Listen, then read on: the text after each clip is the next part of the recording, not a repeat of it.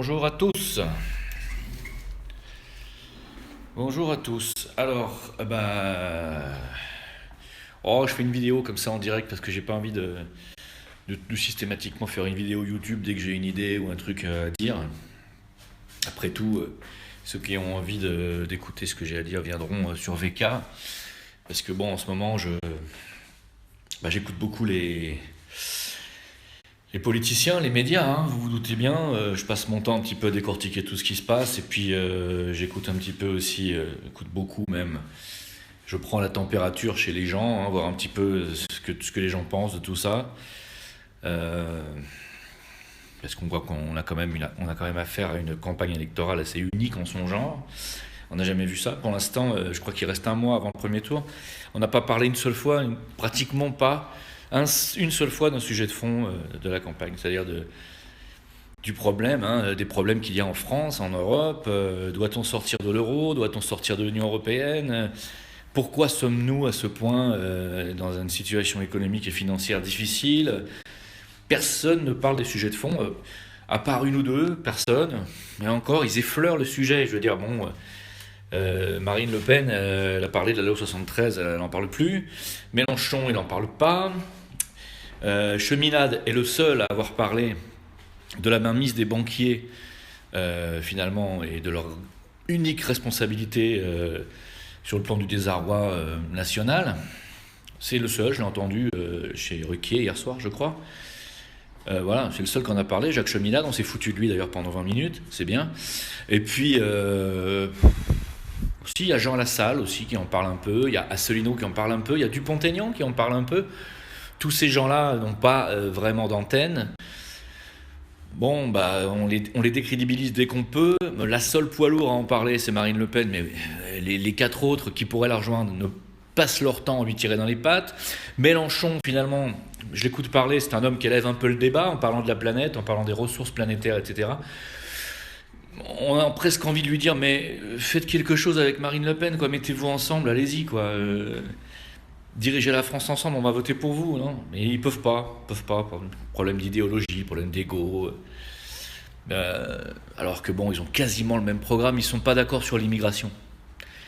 Mais mis à part ça, je veux dire, bon, ils ont quasiment les mêmes idées sur le reste, sur les problèmes de fond, quoi, sur le fait que si on fait rien, on va se retrouver avec un Macron ou un Fillon au pouvoir. Ça va être un véritable drame, hein, il faut quand même le savoir. Hein. Si Macron passe, c'est 5 ans de plus de politique hollandaise, hein, hollandiste, pardon, de politique européiste, hein, et de politique de destruction de la France. Hein, il faut le savoir quand même. Hein. Si Macron passe, c'est les banquiers qui vont continuer à acheter la France et à la ruiner. Hein.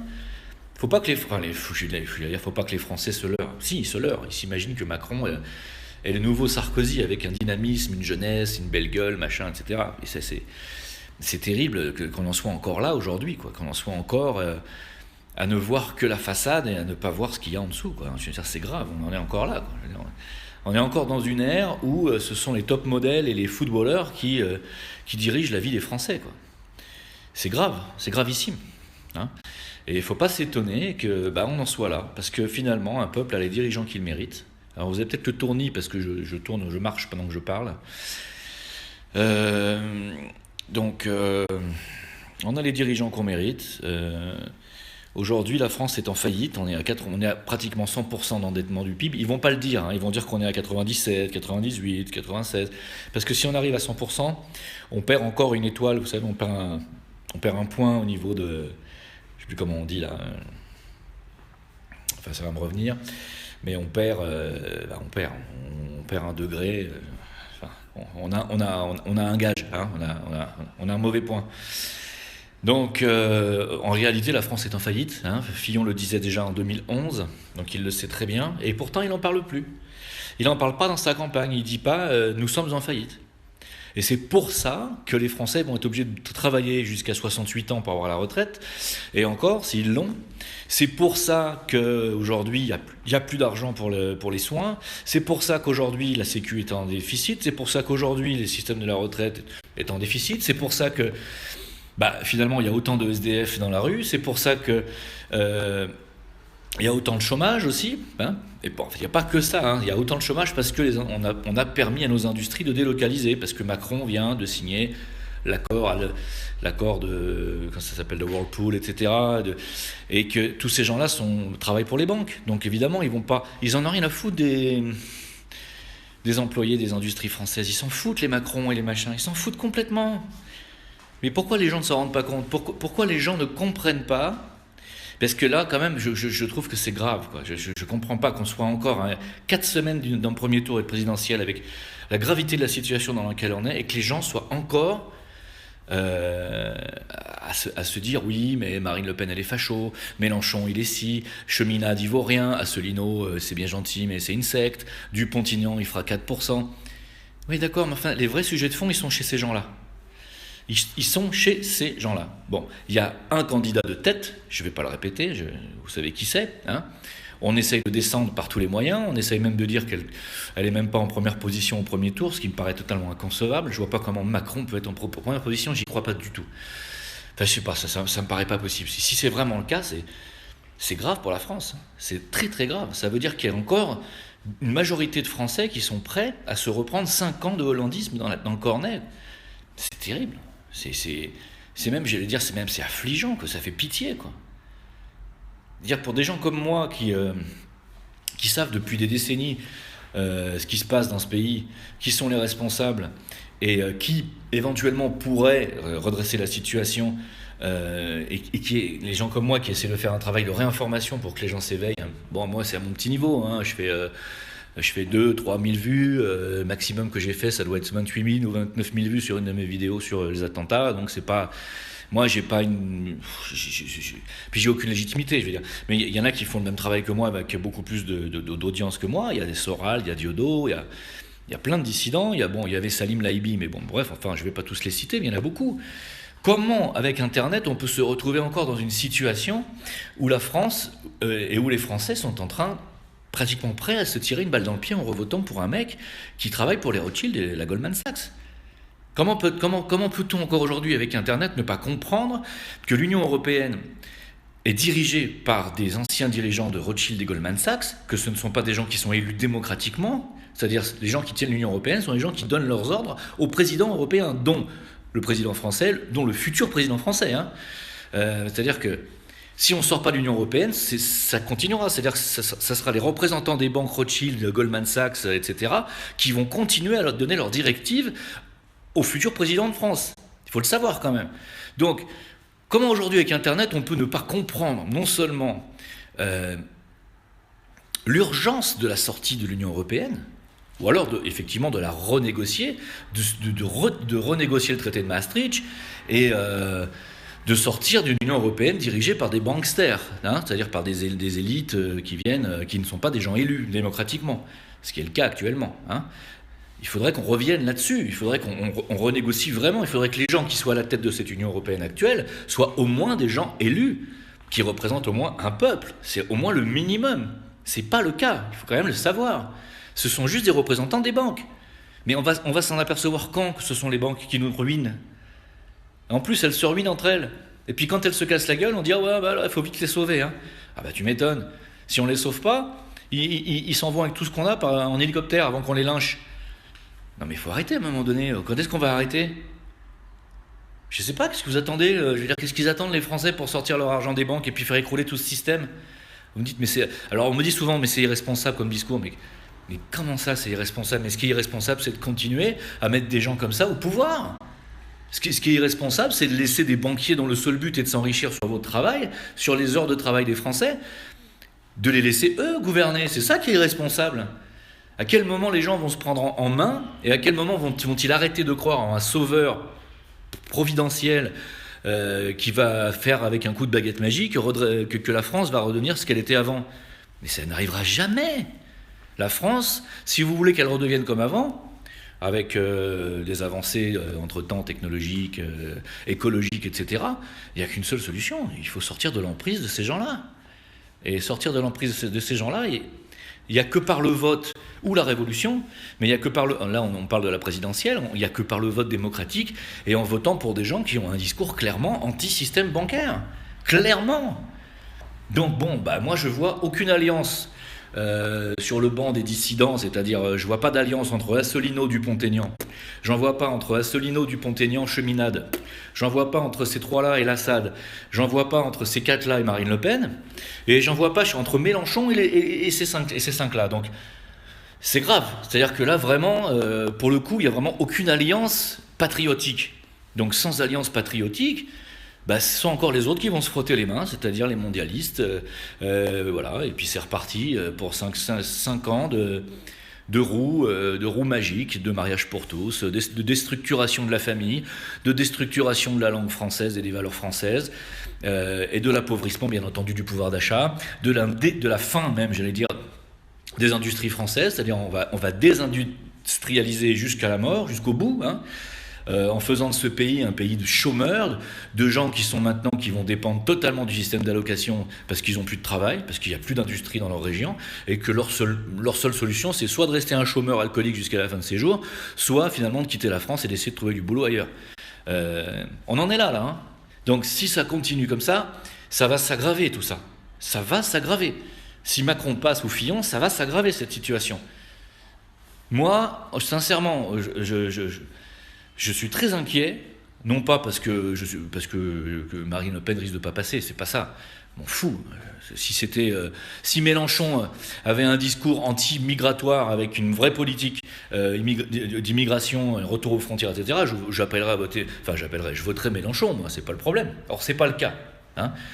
C'est pas le cas. Pour l'instant, je vois qu'un seul candidat poids lourd sur anti-système.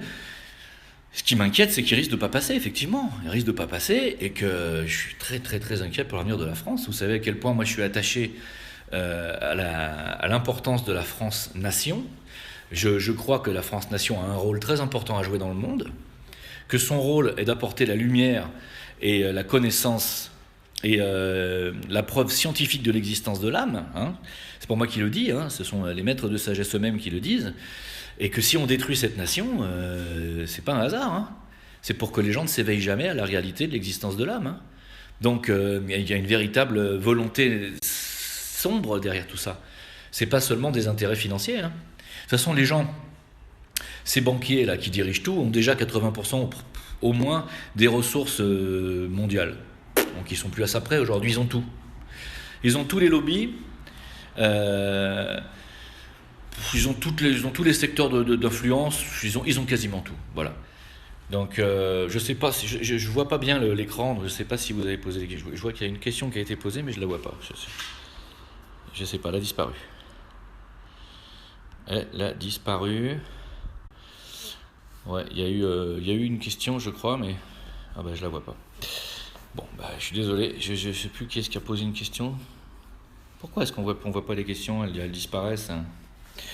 Bref, donc, parce que ces gens-là, c'est Macron, ces mondialistes, ces soi-disant humanistes, les républicains, vous savez, les gens qui sont pour l'arrivée massive d'immigrés, parce que nous sommes une France d'accueil, nous avons nous-mêmes colonisé, donc les Français se sont exportés partout dans le monde, il est normal que nous recevions aujourd'hui en France des centaines de milliers d'étrangers, parce que blablabla, Ok, non mais on est d'accord, pourquoi pas, why not? Non mais c'est vrai. Je veux dire, si effectivement il y a des centaines de milliers de personnes avec du talent et des compétences qui ont envie de venir en France, ce serait stupide de s'en priver. Sauf que là, c'est pas ça le problème. C'est que on se retrouve envahi de personnes qui n'ont absolument rien à apporter au pays, tout simplement parce qu'ils viennent de pays où ils sont sous-éduqués, où ils sont sous-qualifiés, et qui n'ont, sauf exception, vraiment pas grand-chose à apporter au pays. Vraiment rien, quoi. Tout ce qu'ils viennent, c'est prendre finalement les allocations et puis les envoyer dans leur pays. Parce qu'eux, ils ont le droit d'envoyer des devises françaises. Ils ont le droit d'envoyer des euros à partir de France dans leur pays. Ils ont le droit.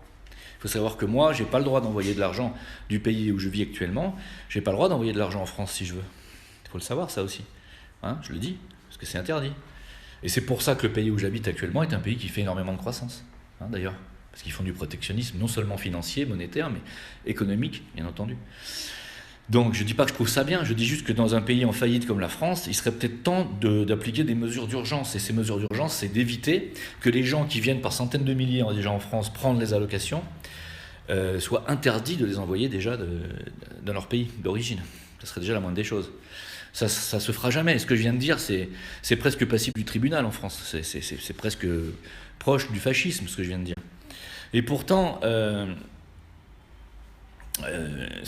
les Soros et tous ces gens qui dirigent l'arrivée massive de migrants en Europe, ces milliardaires américains en connivence avec les Saoudiens et les Qataris, etc., qui font tout pour que les gens, finalement d'origine de pays arabo-musulmans, débarquent en France ou en Europe, sont des gens qui vous disent il faut les accueillir au nom de l'humanisme, au nom du multiculturalisme, etc., etc. Sauf que ça, c'est du grand pipeau. Parce qu'ils vous disent il faut accueillir des gens de tout horizon, de toute couleur, de toute religion, de toute culture, pour, à la fin, vous imposer une pensée unique, un nouvel ordre mondial, et un monde complètement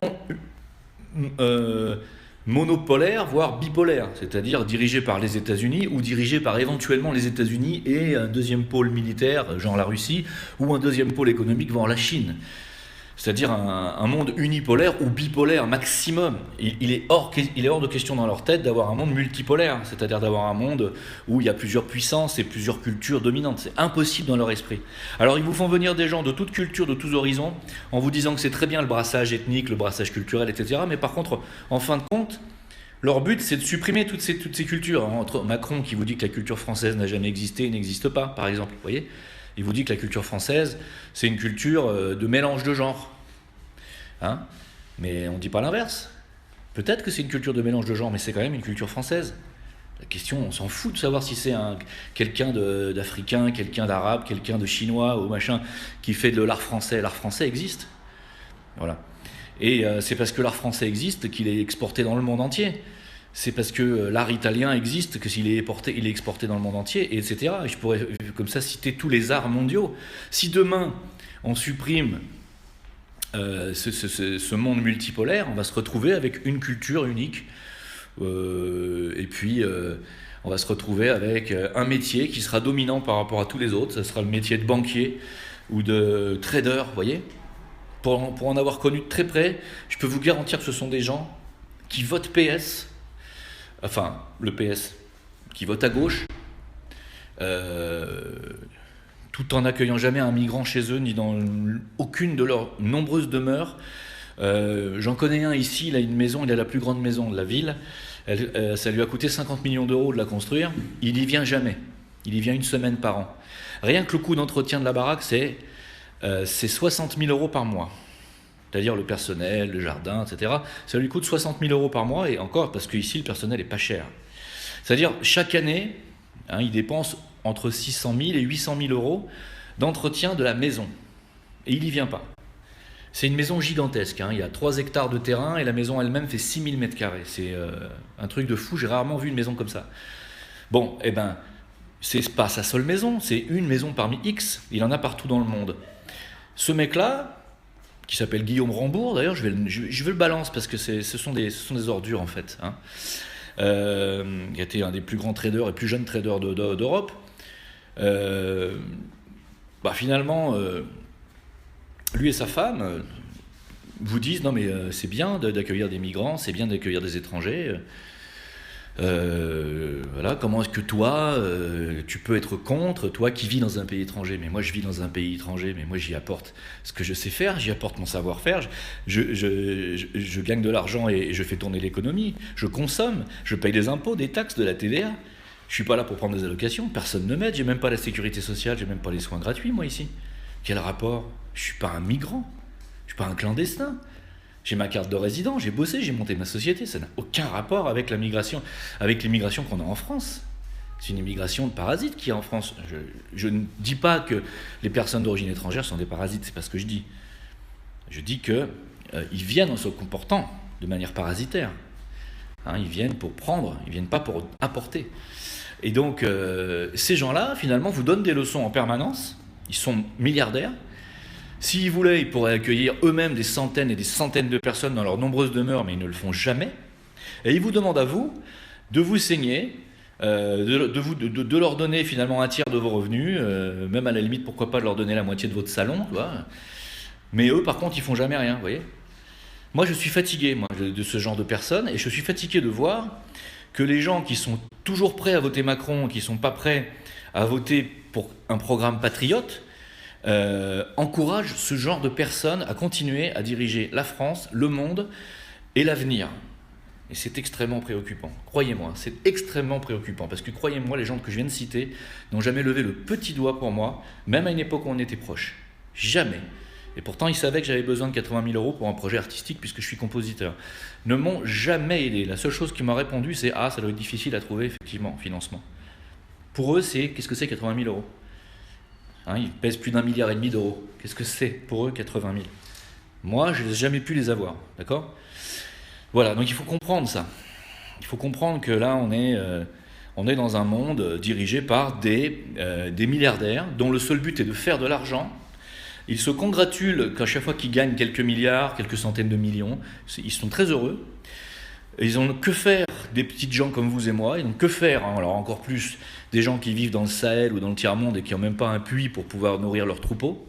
Ils n'ont vraiment que faire, mais que faire du reste de l'humanité. Vraiment. Et ce sont ces gens-là qui vont continuer à diriger l'Europe, la France, quand on aura ce Macron-là comme président. Voilà, c'est pas possible, c'est inacceptable. Mais il faut que les gens se réveillent, faites quelque chose, je sais pas. Je sais pas, passer le mot, quoi. Dites à tout le monde de s'intéresser à la loi 73, je sais pas. La loi 73, la loi en France, la loi Rothschild, personne n'en parle. C'est le nerf même du problème français. Si aujourd'hui on en est là, c'est parce qu'on a cette loi qui a été passée par Pompidou-Giscard, hein, à l'époque où Pompidou, vous savez que Pompidou, avant d'être président, était directeur de la banque Rothschild, hein. C'était le Macron de l'époque, si vous voulez, hein. Et c'est lui qui a fait passer cette loi qu'on appelle la loi Rothschild. Cette loi inacceptable, immonde, qui fait qu'aujourd'hui la France n'a plus le droit d'emprunter à sa propre banque de France. Elle n'a plus le droit d'emprunter depuis 1973, et qu'elle est obligée d'emprunter au Rothschild en premier, puis après à toutes les familles richissimes. Aujourd'hui, la France est en faillite parce qu'elle a emprunté, elle a été obligée par cette loi d'emprunter son argent pour ses travaux publics, pour ses autoroutes, pour tout ce dont elle a eu besoin depuis 44 ans. Elle a été obligée, sommée, d'emprunter qu'à des familles, ce qu'on appelle des prêteurs. C'est des familles. C'est des grands groupes financiers maintenant. Et à l'époque, c'était des familles. Mais vous vous rendez compte de ce qui se gave? Est-ce que vous savez ce qu'on paye chaque année comme intérêt? Juste pour rembourser la dette qu'on leur doit. C'est-à-dire que la dette qu'on leur doit, on ne la remboursera jamais. Il va falloir à un moment donné simplement la décréter, l'annuler. Parce que sinon, tout le monde va mourir de faim. D'accord? Là, maintenant, on paye plus de 70 milliards d'euros. 70 milliards d'euros d'intérêts par an à ces gens-là, à ces familles-là. 70 milliards d'euros. Est-ce que vous savez ce que ça représente? Personne ne sait ce que ça représente, 70 milliards d'euros. C'est la recette de tous vos impôts sur le revenu, de tous les Français. L'équivalent de la recette. Vous vous rendez compte? Voilà ce qu'on leur paye. Et voilà où part votre argent. L'argent de vos taxes, de tous les nombreux impôts qu'on vous demande et qu'on augmente chaque année. Voilà où ça part. Ça part là. Ça va nulle part ailleurs. Ça va dans la poche de ces gens-là. Qui, bien souvent d'ailleurs, le plus souvent, même pour les plus nombreux, sont anonymes. Hein? On n'a pas les noms. On ne sait pas où va cet argent, il va dans leur pocket. Mais qu'est-ce qu'on attend? Qu'est-ce qu'on attend? Mais passez le mot, c'est très important. Sinon, ça va mal finir. Ça finira en guerre civile, parce que de toute façon, en France, moi je pense qu'il y aura une guerre civile avant la Révolution. Pourquoi? Parce que la France est tellement divisée sur le plan communautaire, et tellement divisée sur le plan ethnique, et culturel, et religieux, pour ne pas dire racial, hein. Mais c'est un peu pareil, hein, si vous voulez. Hein. Vous avez les bandes de maghrébins africains qui sont ensemble, et puis vous avez les blancos, comme dirait Valls, qui sont de l'autre côté, hein, aujourd'hui. Hein. Ça se divise, c'est évident. Puis vous avez aussi l'immigration de l'Est, et puis voilà. Et puis vous avez les 3,5 millions d'Asiatiques, de Chinois, machin, qui travaillent dans le silence, qui bossent, qui payent leurs charges, qui font vivre la France, eux, par contre. Voilà, et qu'on en ras-le-bol, d'ailleurs. Et eux, ils votent Marine Le Pen, tiens, d'ailleurs. Et c'est pas d'aujourd'hui qui vote Marine Le Pen. Ils votent Marine Le Pen depuis très longtemps. Hein. Et c'est pas des Français blancs de souche. Hein, là, bon, je parle des Asiatiques. Hein, vous entendez déjà souvent des Asiatiques faire des attentats ou violer des vieilles vous avez déjà entendu ça? Non. Voilà. Donc on en est là. Aujourd'hui, on en est là et il faut voir les choses en face, il faut se remettre en question parce que dans ce pays, si on ne se remet pas en question et si on n'ouvre pas les débats, ça finira en violence. Parce que la violence, c'est ce qui reste quand on empêche les gens de parler. C'est quand on ne sait plus quoi dire, on en arrive aux mains. Hein. Et à mon avis, la situation est tellement grave sur le plan de la division sociale, communautaire en France, qu'on est bien plus proche de la guerre civile que de la révolution. Bien, bien, bien plus proche. Les gens sont beaucoup plus prêts à se foutre sur la tronche les uns les autres qu'à aller taper sur les banquiers qui sont de l'autre côté de l'Atlantique d'ailleurs. Hein, bien plus près. Donc c'est plus que préoccupant. Je vous cache pas, ça me prend de l'énergie en ce moment. Parce que je ne sais pas comment faire pour alerter les gens. Et c'est soi-disant 50% de Français qui aujourd'hui ne savent toujours pas pour qui voter.